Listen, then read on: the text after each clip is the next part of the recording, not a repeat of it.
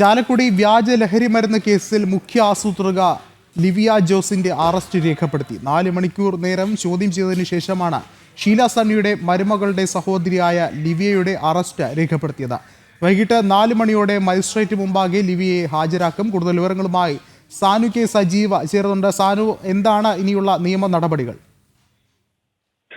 ചാലക്കുടി വ്യാജ ലഹരി മരുന്ന് കേസിലെ മുഖ്യ പ്രതി പോലീസിന്റെ പിടിയിലായിരിക്കുന്നു. അതായത് ഇതിന്റെ തുടക്കം മുതലേ ഈ കേസുമായി ബന്ധപ്പെട്ട് വലിയ കോളിളക്കം ഉണ്ടായ കാലം മുതലേ ഇത് ആരാണ് ഇതിന് പിന്നിൽ എന്നൊരു ചോദ്യമായിരുന്നു പൊതുസമൂഹത്തിന്റെ ഭാഗത്തു നിന്നുണ്ടായിരുന്നത്. എന്തായാലും വ്യാജ ലഹരി മരുന്ന് കേസിൽ അതിന്റെ മുഖ്യ സൂത്രധാര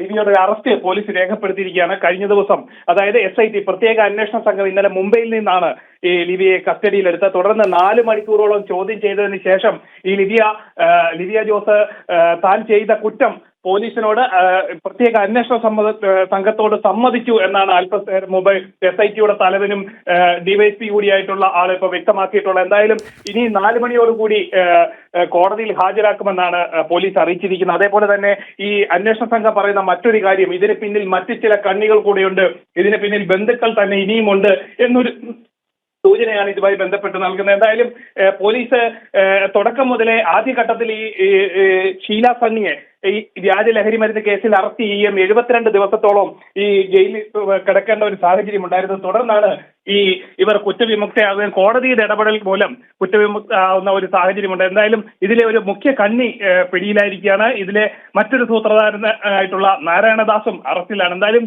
മറ്റ് പ്രതികളിലേക്കും അല്ലെങ്കിൽ ഇവർക്കൊപ്പമുള്ളവരിലേക്കും അന്വേഷണം എത്തുമെന്ന സൂചനയാണ് ഇപ്പോൾ പോലീസ് നൽകുന്നത്.